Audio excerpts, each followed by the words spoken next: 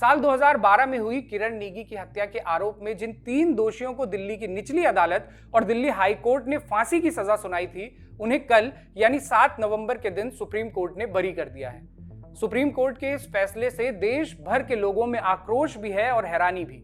देश की सबसे बड़ी अदालत ने आखिर उन लोगों को क्यों माफ कर दिया जिनके बारे में दिल्ली कोर्ट ने यहां तक कहा था कि ऐसे शिकारियों का खुला रहना खतरनाक है और इनके अपराध की सजा सिर्फ और सिर्फ फांसी ही है। सुप्रीम कोर्ट के इस हालिया फैसले को समझने की शुरुआत किरण नेगी हत्याकांड के घटनाक्रम को समझने से करते हैं। मूल रूप से पौड़ी का रहने वाला किरण नेगी का परिवार दिल्ली में जा बसा था। किरण अपने परिवार की मदद के लिए गुड़गांव के डीएलएफ में नौकरी किया करती थी। 9 फरवरी 2012 की शाम वो अपनी सहेली पूजा, सरस्वती और संगीता के साथ काम से लौट रही थी कि तभी लाल रंग की एक टाटा इंडिका कार उनके ठीक पास आकर रुकी। इस कार में 3 लोग सवार थे, जिनमें से एक ने उतरकर किरण को जबरदस्ती खींचा और उसका अपहरण करते हुए ये लोग वहां से फरार हो गए। इस घटना के 4 दिन बाद यानी 13 फरवरी के दिन दिल्ली पुलिस ने राहुल नाम के एक आरोपित को लाल इंडिका कार के साथ गिरफ्तार कर लिया। पूछताछ में राहुल ने अपना अपराध कबूल किया और पुलिस को बताया कि उसने ही अपने भाई रवि और विनोद उर्फ छोटू के साथ मिलकर किरण का अपहरण किया था। उसने ये भी बताया कि कुतुब विहार इलाके से किरण को उठाने के बाद इन तीनों लोगों ने उसके साथ सामूहिक दुष्कर्म किया और फिर उसकी निर्मम हत्या करके उसका शव हरियाणा के एक गांव के पास फेंक दिया। राहुल के इस इकबालिया बयान के बाद दिल्ली पुलिस ने रवि और विनोद को गिरफ्तार किया और उनके बयानों के आधार पर ही किरण का शव बरामद कर लिया गया। किरण की बेहद निर्मम हत्या की गई थी। उसके शरीर को सिगरेट से जलाया गया था। कार के जैक और पाने से उस पर कई वार किए गए थे। उसके चेहरे पर एसिड डाल दिया गया था और उसके गुप्तांग में कांच की बोतलें तोड़ दी गई थी। जिस जगह से किरण का शव बरामद हुआ वहीं से पुलिस ने राहुल की लाल इंडिका कार के बम्पर का एक टुकड़ा भी बरामद किया और उसका पर्स भी।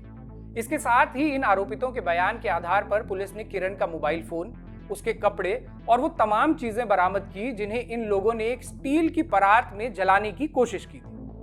जांच के दौरान जमा की गई तमाम जरूरी चीजों को दिल्ली पुलिस ने फॉरेंसिक जांच के लिए CFSL भेजा और जांच पूरी होने के बाद तीनों आरोपितों के खिलाफ चार्जशीट कोर्ट में दाखिल कर दी। 26 मई 2012 के दिन कोर्ट ने इन तीनों आरोपितों के खिलाफ आईपीसी की धारा 365, 367, 376(2), 377, 302 और 201 के तहत आरोप तय किए और ट्रायल शुरू हुआ। कुल उन 50 लोगों के बयान और कई सबूतों को जांचने के बाद दिल्ली की निचली अदालत ने 19 फरवरी 2014 के दिन इन तीनों लोगों को दोषी पाया और इनके अपराध को रेयरेस्ट ऑफ रेयर मानते हुए इन्हें फांसी की सजा सुनाई। 26 अगस्त 2014 के दिन दिल्ली हाई कोर्ट ने भी निचली अदालत के इस फैसले पर अपनी मुहर लगा दी। बल्कि हाई कोर्ट ने तो अपने फैसले में यहां तक लिखा कि ऐसे शिकारियों का खुले में घूमना समाज के लिए बेहद खतरनाक है।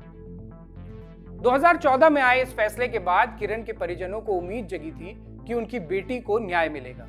बीते 10 सालों से वे लोग सिर्फ उस दिन का इंतजार कर रहे थे जब देश की सर्वोच्च अदालत भी किरण के दोषियों की सजा पर वैसे ही मुहर लगा दे जैसी निर्भया के दोषियों की सजा पर उसने मुहर लगाई थी। किरण की हत्या भी उसी साल और उतनी ही बर्बरता से की गई थी जितनी की निर्भया की। लेकिन बीते सोमवार जब किरण के परिजन सुप्रीम कोर्ट पहुंचे तो ये सुनकर अवाक रह गए कि किरण के दोषियों को बरी कर दिया गया है।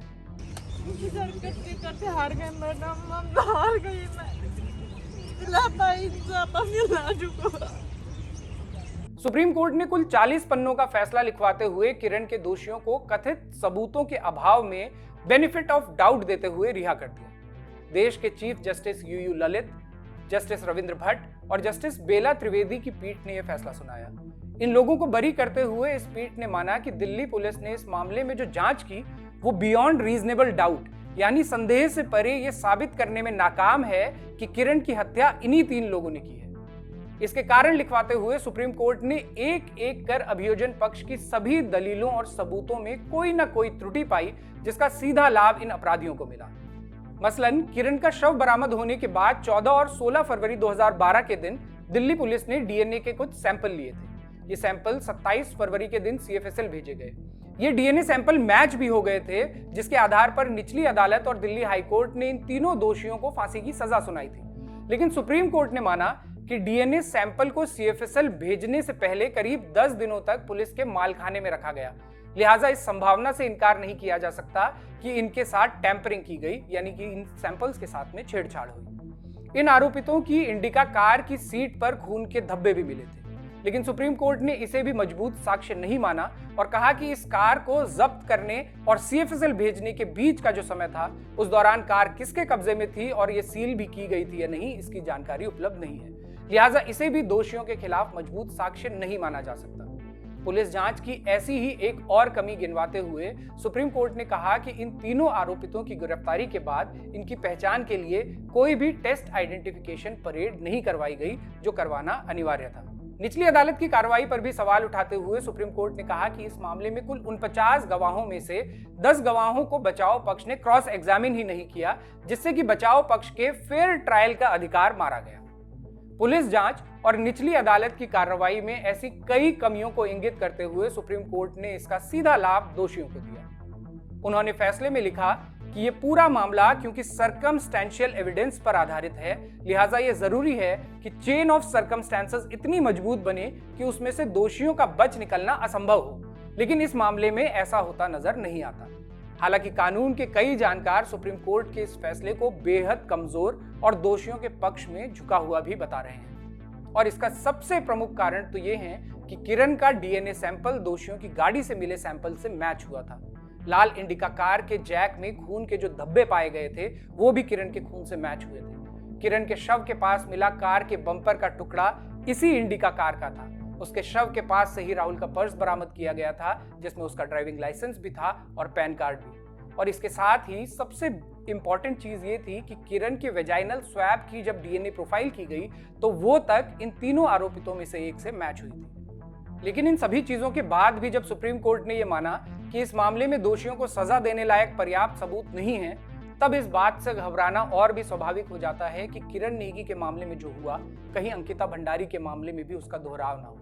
ये सवाल इसलिए भी उठता है कि इस मामले में तो जांच पर कई तरह के सवाल बिल्कुल शुरुआत से ही उठने लगे हैं। इसके अलावा इस मामले में आरोपित भी वो लोग हैं जो प्रदेश की राजनीति में भी मजबूत पकड़ रखते हैं।